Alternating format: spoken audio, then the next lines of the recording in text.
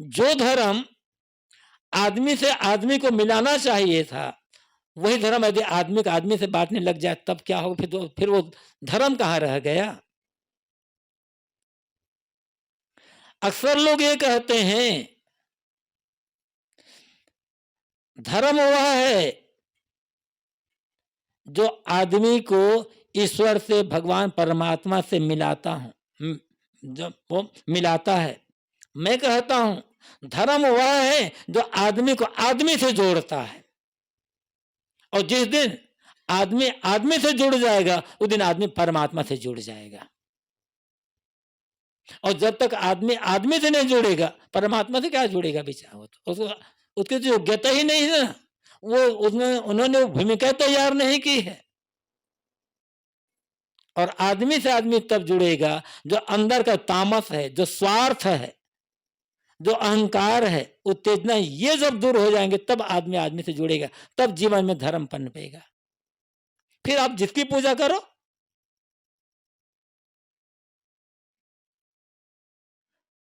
किसी के लिए रोक टोक नहीं, आप जिसकी पूजा कर सकते हो, लेकिन वो पूजा भी विवेक पूर्वक हो।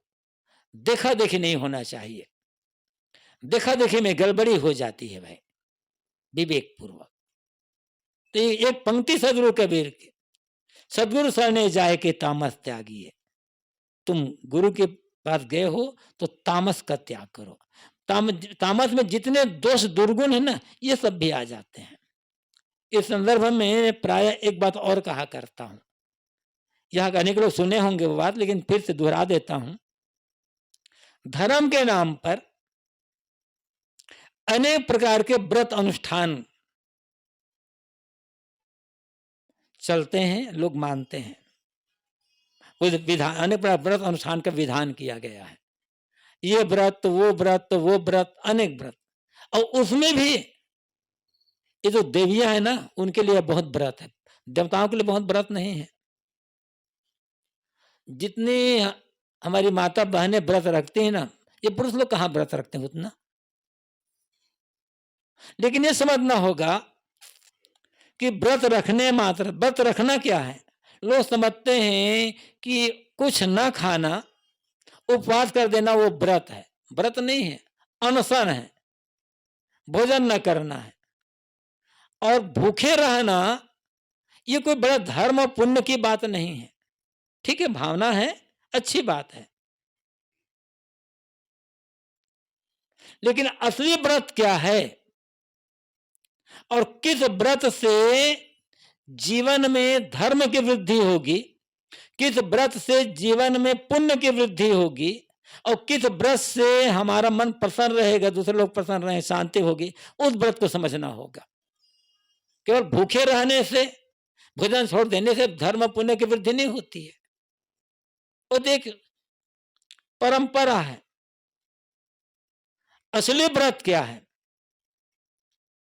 और सचमुच यदि चाहते हैं कि मेरे जीवन में धर्म और पुण्य की वृद्धि हो, मेरा मन प्रसन्नता से, शांति से, आनंद से भरा पूरा हो, तो मैं ये कहूंगा कि हर आदमी को हर दिन व्रत करना चाहिए। हर दिन व्रत करने की आवश्यकता है। और जो आदमी हर दिन व्रत करता है ना, उसका जीवन चलता फिरता धर्म का मूर्तिमान स्वरूप बन जाता है। आप कह सकते हो कि साहब हर दिन व्रत करेंगे तो काम धाम कैसे होगा, हर दिन भूखा रहेंगे तो। जिस व्रत की बात मैं कह रहा हूं, जिसके अंदर का तामस दूर होने पर जिस व्रत की बात आएगी, और जिस व्रत से अंदर का तामस दूर होगा, उस व्रत में भूखा नहीं रहना है। आप रोज खाएं, जो खाते हैं वो खाएं, लेकिन वो किसका व्रत है सोचें। सुबह उठें और अलग अलग दिन व्रत तो करना है, रोज करना है। सुबह उठें और एक दिन संकल्प करें कि आज मेरा क्रोध का व्रत है, कल सोचे मेरा लोभ का व्रत है, मेरी ईर्ष्या का, निंदा, द्वेष का व्रत, इसका व्रत करके देखें, जीवन इतना पुण्य होगा आप कल्पना नहीं कर सकते। लेकिन ऐसा हम व्रत हम कहाँ करते हैं। असली व्रत यह है, रोज रोज व्रत करें। किसी दिन क्रोध का, किसी दिन लोभ का, किसी दिन ईर्ष्या का, निंदा का, झूठ का, गाली का, गलौज का, किसी दिन वासना का, किसी दिन जितने रोज का रोज व्रत करें, कहां से कहां पहुंच जाएंगे कल्पना भी नहीं कर सकेंगे। गृहस्थी में रहते हुए साधु बन जाएंगे आप, महात्मा जैसा जीवन बन जाएगा। एक तो काम करके देखें ना, और नहीं कर सकते। आज चाहे जो हो जाए, संकल्प उठे, सुबह उठिए, बिस्तर बैठे और संकल्प करे, आज चाहे जो हो जाए मुझे शांत रहना है। आज चाहे हर स्थिति में आदमी क्षमा का व्यवहार करना है। हर स्थिति में आज मैं या तो मैं मर रहूंगा या जो बोलूंगा मीठी वाणी बोलूंगा। ऐसा व्रत करके देखें आप,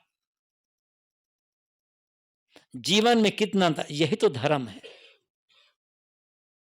और मैंने कहा कि ये किसी एक मतपंथ की बात कर, सदगुरु कबीर जो बात बताते हैं वो किसी एक मतपंथ की बात नहीं है,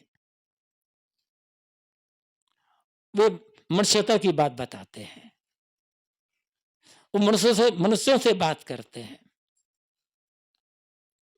तो वास्तविक जो धर्म है, वास्तविक जो व्रत है, वास्तविक जो पूजा है, उसका फल होना चाहिए अंदर के तामस का त्याग हो जाना, जीवन में ज्ञान का, भक्ति का प्रकाश हो जाना। फिर आप कहते हैं भला बुरा कही जाए तो उठ नहीं लागिए।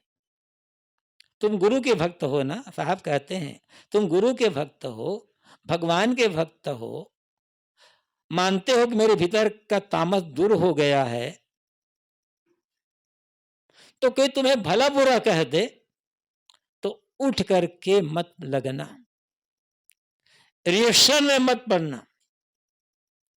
हर आदमी के भीतर हर समय रिएक्शन चलता रहता, प्रतिक्रिया चलती रहती। उन्होंने मुझे ऐसा कहा, वो मुझे क्या समझते, मैं उनको दिखला दूंगा। क्या दिखलाओ भाई, अपने को दिखो। धर्म का काम खुद को देखना है, दूसरों को दिखलाना नहीं होता, दूसरों को देखना नहीं होता है। तो भला बुरा कही जाए, कोई तुम्हारी निंदा कर दे, बुराई कर दे, तो प्रतिक्रिया पर उलझना मत। किस किस से उलझेंगे आप? वो तो भूला हुआ व्यक्ति है जो भला बुरा कर रहा है। एक भी चीज को याद रखें,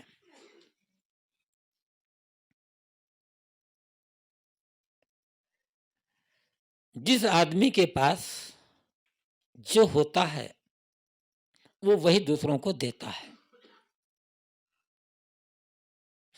अब लेना है या नहीं लेना है हमारी मर्जी, कोई जरूरी नहीं है कि हम उस चीज को लें, दूसरा हमें विवश नहीं कर सकता। जिस आदमी के पास धन है वो दूसरों को धन देगा, जिसके पास जो खुद निर्धन है वो दूसरे को धन क्या देगा। जिस आदमी के पास पर्याप्त जमीन है वो दूसरों को जमीन दे सकता है। जो आदमी के पास विद्या है, जो विद्या पढ़ा हुआ है, दूसरों को विद्या देगा।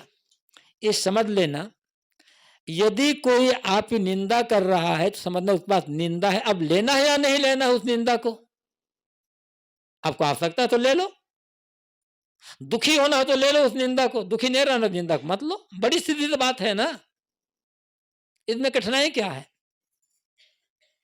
हम एक्सेप्ट कर लेते हैं उसको। उन्होंने मुझे ऐसा कहा, भाई उसकी उसकी समझ वैसी थी, उसकी अकल वैसी थी, वो इससे अधिक सोच ही नहीं सकता था। दुखी क्यों होते हो?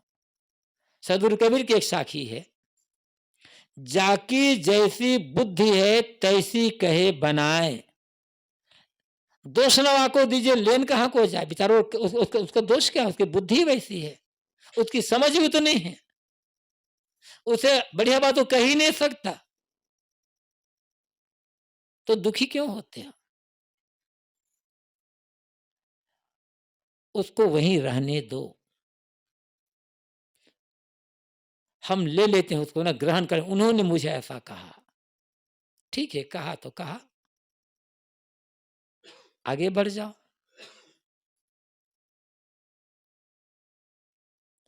तो भला बुरा कही जाए तो उठ नहीं ला। ठाकुर तुम्हें भला बुरा कह दे तो उठ कर लगना मत। निंदा किसी को प्रिय नहीं होती है, तो करना क्या है? हम किसी की निंदा ना करें, किंतु कोई हमारी निंदा कर रहा है तो दुखी ना हो। दो काम, हमें दो काम करना है। हम निंदा लायक काम ना करें और निंदाजनक बात ना करें। काम तो हर आदमी को करना है, बिना काम के चलेगा नहीं, लेकिन बड़ी सावधानी से करने पर सोच लो। एक विद्वान ने बड़ी अच्छी बात कही है, काम तो करना सबको। उस विद्वान ने इतनी अच्छी बात कह दी है, ये दो बातें याद रख लेना तो पूरा वेद शास्त्र जीवन में आ जाएगा। उन्होंने क्या कहा है? उन्होंने कहा है काम तो करना ही है, लेकिन हिदायत दी, दिन के उजाले में ऐसा कोई काम ना करो कि रात के अंधियारी में नींद ना आने पाए, और रात के अंधियारी में ऐसा कोई काम ना करो कि दिन के उजाले में मुंह छिपाकर चलना पड़े। बस सारी बात खत्म। क्या बाकी रह गया इसमें? अब सारा बेसाथ इसमें आ गया है ना, कुछ बाकी तो नहीं रह गया। अभी अभी किसी मतपंथ की बात नहीं है, हमारे जीवन की बात है। तो हम निंदाजनक काम ना करें और किसी निंदा ना करें, किंतु कोई हमारी निंदा कर रहा है उसे धन्यवाद देते हैं।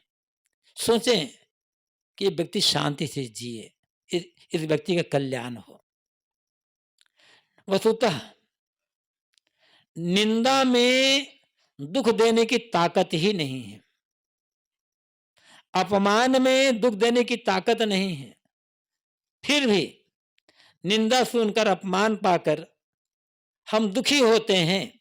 क्यों दुखी होते हैं? कारण क्या है जानते हैं? प्रशंसा में जितना खुश होगे, निंदा उतना दुख देगी। बस निंदा में दुखी, निंदा से दुखी नहीं होना चाहिए, तो प्रशंसा पाकर खुश होना बंद कर दो। अपमान पाकर के दुखी नहीं होना चाहते हैं तो सम्मान पाकर खुश होना बंद कर दो। घाटा होने पर दुखी नहीं होना चाहते हैं तो मुनाफा होने पर उछलना बंद कर दो। और मुनाफा होने पर जितना उछलोगे, मैंने ये किया, मैंने ये किया, तब हुआ, तो घाटा उतना रुलाएगा, याद रखना। हम निंदा में दुखी तो नहीं होना चाहते, लेकिन सम्मान पाकर, लेकिन प्रशंसा पाकर खुश हो जाते हैं। बस गड़बड़ी यही हो गई, भीतर कमजोर हो गया। ये सब क्यों होता है? आपको भला बुरा कही जाए तो उठ नहीं लागी। कोई तुम्हें भला बुरा कह दे तो प्रतिक्रिया में मत पड़ना। प्रतिक्रिया जीवन की हार है। आगे फिर सावधान करते हैं साहब, उठ लागे सो रार, रार महानीच है। उठ करके लगोगे, प्रतिक्रिया में पड़ोगे तो विवाद बढ़ेगा।